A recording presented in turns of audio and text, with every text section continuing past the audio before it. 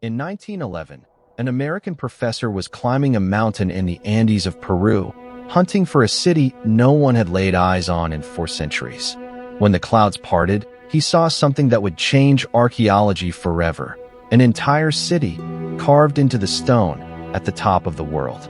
His name was Hiram Bingham. A professor at Yale University, he was 35 years old and driven by a single obsession: to find Vilcabamba, the last capital of the Incas.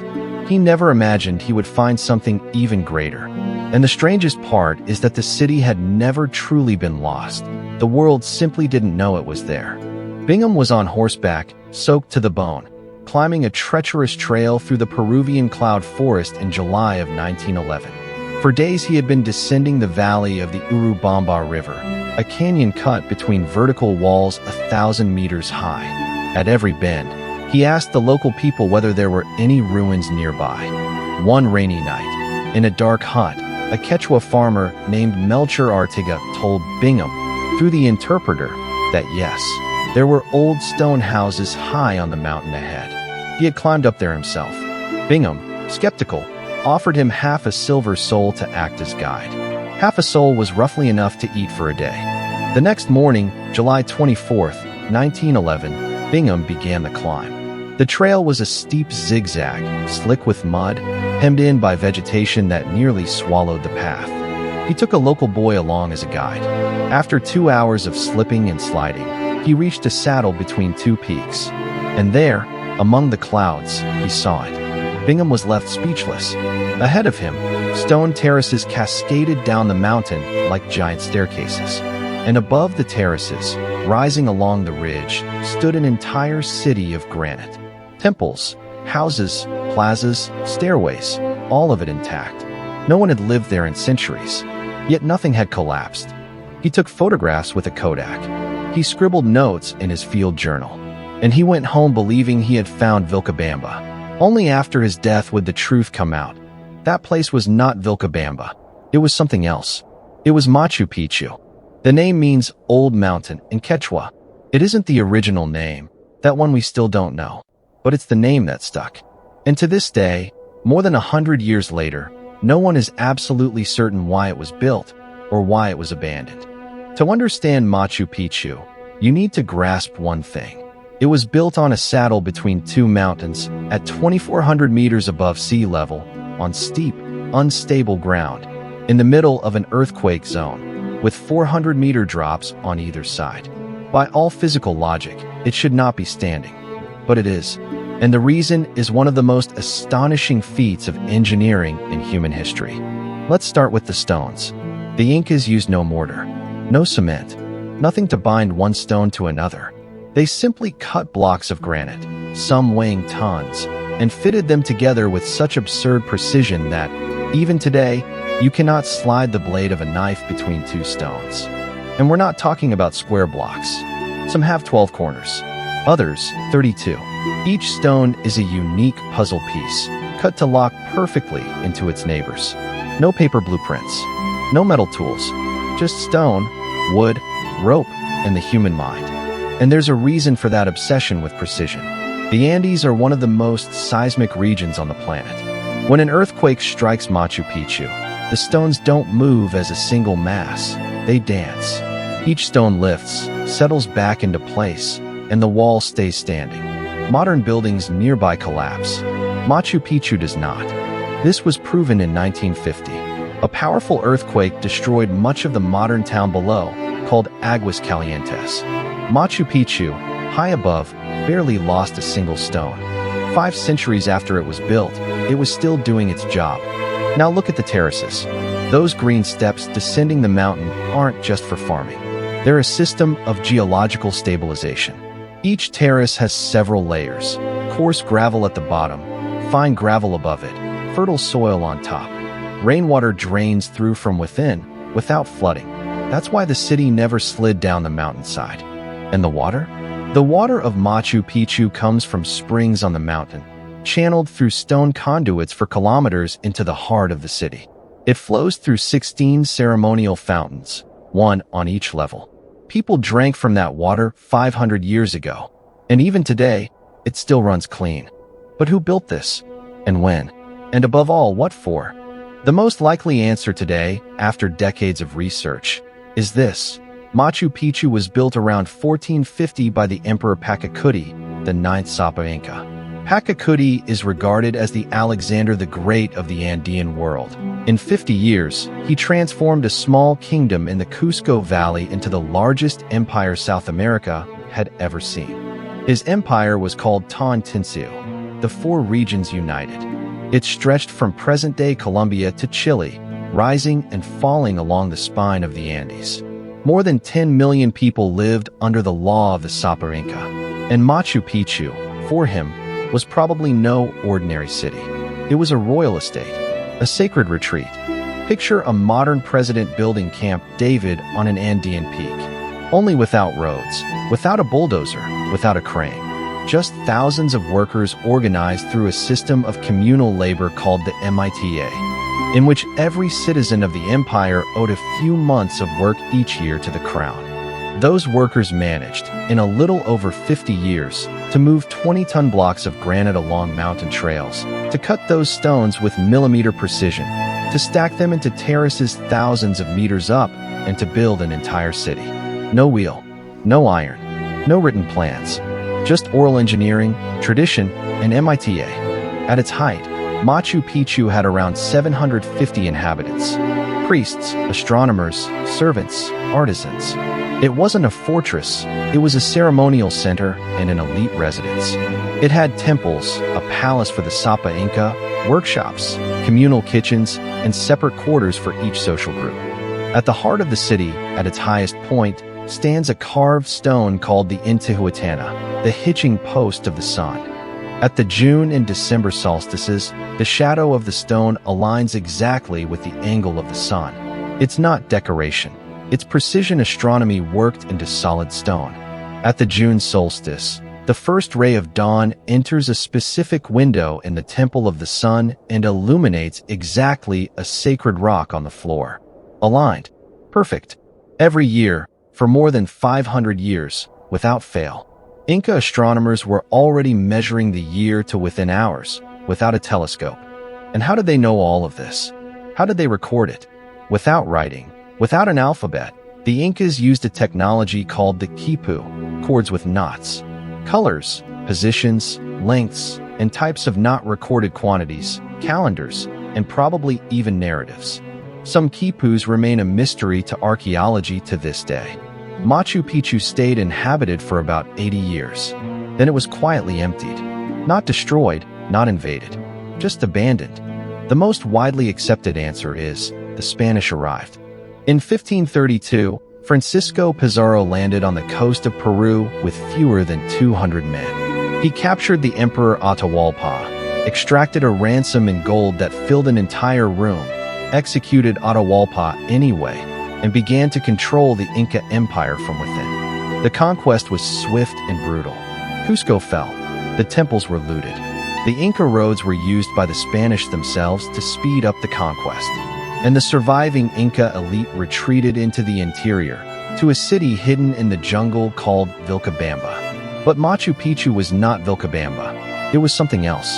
It was probably evacuated in secret even before the Spanish drew near. The priests took the sacred objects.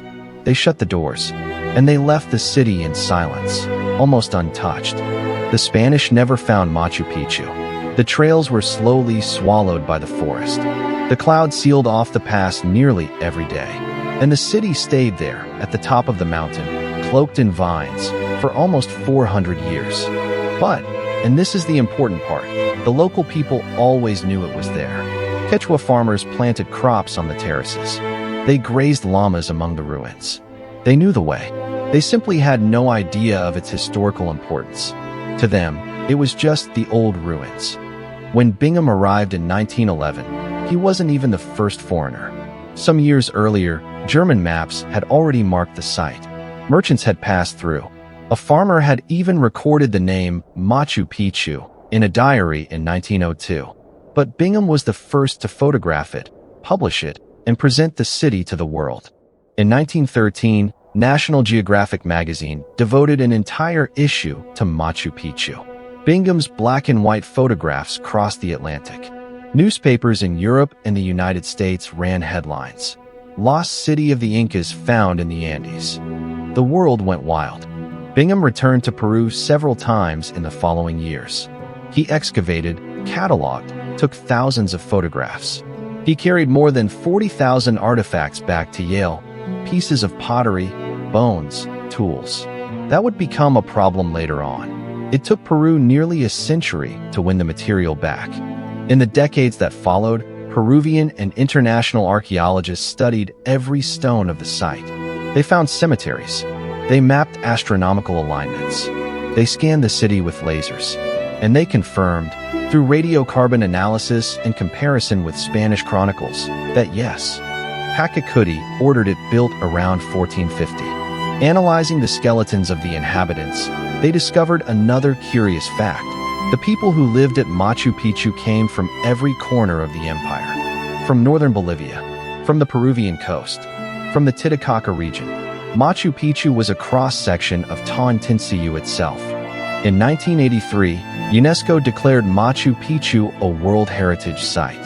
In 2007, it entered the list of the new 7 wonders of the world. Today, more than 1 million visitors climb that mountain each year. It is one of the most famous archaeological sites on the planet. And here comes the human detail. If you climb up there today, there's a good chance your guide will be a direct descendant of the Incas. He'll speak Quechua, the same language Pachacuti spoke. He'll point to a stone and explain, with the precision of someone who inherited the knowledge, exactly what that stone is. The culture survived. For all that has been uncovered, Machu Picchu still hides secrets. No one knows, for example, the original name of the city. Machu Picchu is the name of the mountain, not of the citadel. What Pachacuti called it, we have lost. No one knows exactly how many people live there in each season, either. Some researchers believe the city was used only at certain times of year, mainly around the solstices. Others, that it was occupied year-round. The debate remains open. And there's a fascinating theory that the architecture of Machu Picchu is an astronomical map in stone. Each sacred hill around it aligns with a constellation. Each temple points to a spot in the sky on a specific day of the Andean calendar. If it's true, that place isn't a city, it's a full-scale observatory. Modern science has also confirmed something the original builders clearly knew. The site was chosen because, from the Inca's sacred point of view, it is perfect. It sits between 2 sacred mountains, has the Urubamba River curving around it in a U shape, and the clear Andean sky is ideal for observing the stars. The Incas did not build Machu Picchu on just any peak. They chose the one peak that would serve. In 2012, a new analysis by drone and laser scanning revealed Inca terraces never seen before, hidden by vegetation a few kilometers from the main citadel. 5 centuries on, we are still discovering Machu Picchu. If you ever go to Machu Picchu, there are 2 classic ways to arrive. The first is by train to Aguas Calientes, and then a bus climbing the switchbacks up to the entrance of the citadel. It's the easy route, taken by 90% of visitors. The second is the Inca Trail. 4 days of walking through the mountains, following a stretch of the Capac Nan, the network of Inca roads. On the last day, you wake before the sun and climb to a pass called Intihuatana, the Sun Gate. When the sun rises, it lights up Machu Picchu below. They say no one who walks that path ever forgets it. But however you arrive, what haunts you is the silence. That city sits 2,400 meters up, ringed by precipices, gazing out over green valleys that dissolve into the horizon. You walk among stones cut 500 years ago by hands that have long since turned to dust, and the stones are still there. That, in the end, is the strangest lesson of Machu Picchu. It isn't about an emperor or about a discovery. It's about what human hands can do when they come together around an idea. No wheel, no iron, no writing. And still, a people built a city in the sky that outlived its own empire. Pachacuti probably never imagined his city would become a symbol of all of Peru, nor that one day tourists from around the world would pay to climb that same mud-soaked trail, nor that the flag of the Inca Empire would fly there once more, centuries after every crown had fallen. But that's what happened, and that's why this story isn't only about stones. After the collapse of the Inca Empire, many people assumed Andean culture had died. It didn't. It was forced to hide, to adapt. It took refuge in the rural communities of the Andes. It blended with Spanish Christianity in a way the Roman Catholic Church still doesn't quite know how to classify. Today, about 8 million people still speak Quechua. It's the mother tongue of millions of Peruvians, Bolivians, and Ecuadorians. It's recognized as an official language in 3 countries. It is not a dead language. It is a living one. And it's not just the languages. If you eat a potato today, thank the Incas. They domesticated more than 3,000 different varieties up in the Andes. If you eat quinoa, thank the Incas. Giant variety corn, the Andes. Many modern medicines come from medicinal plants the Incas knew centuries ago. And the model of high-altitude agricultural terraces, created by the Incas, has been rediscovered by modern agriculture as one of the most sustainable techniques for producing food in mountainous regions. 5 centuries later, we're copying what Pachacuti already knew. There's a Quechua phrase the elders of the Andean communities still repeat, Kasachim Inca. Long live the Inca. It's not about one specific emperor. It's about a culture that refuses to disappear. Machu Picchu, at its core, is that phrase turned to stone. One last question remains. Why did Machu Picchu survive when so many other Inca cities were destroyed? The answer seems paradoxical. It survived because it was forgotten. The Spanish systematically destroyed the temples of the cities they conquered. Cusco, the capital, had the stones of its temples repurposed for colonial cathedrals. Ollantaytambo had its walls dynamited. But Machu Picchu, at the top of the mountain, hidden by the forest, was never found. It stayed intact through abandonment. It's one of the great ironies of history. What saved it was that no one knew it existed. And there's a second irony. The Incas built to last 1,000 years, and the durability of the structures that endured owes more to what they did beneath the ground, the foundations, the drainage system, the structural alignment, than to what you can see. The stones we admire in the photographs are only the visible surface of a far greater engineering, hidden underground. It's like an iceberg made of granite. Hiram Bingham, the discoverer, had a complicated life after 1911. He returned to the United States a celebrity. He wrote books. He gave lectures. He was elected governor of the state of Connecticut. Then, senator. Then, tangled in ethics scandals. And he spent his final years largely forgotten by the public. But 2 things never left him. The first, that scene of the mist parting in 1911 and the city appearing. He told that story for the rest of his life.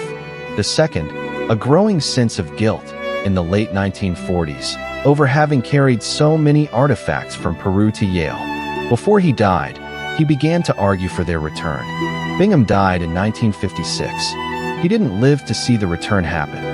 Yale only returned the artifacts to Peru in 2012, more than 100 years after they had left. And today they sit in a museum in Cusco, open to the public, where any Inca descendant can enter for free.